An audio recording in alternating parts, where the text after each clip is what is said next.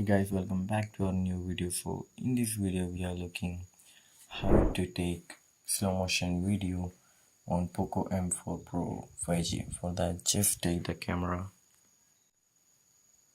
and just swipe out mat just out just swipe out upside so you can see the option slow motion. Just tap on that and just set the frame and just start playing the video.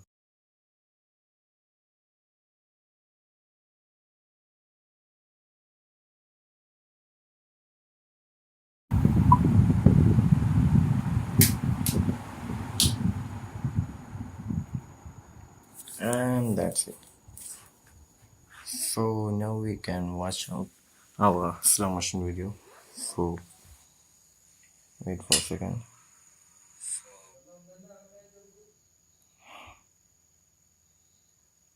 So our slow motion video is ready. So I think this video we can adjust this one also, the slow motion right here.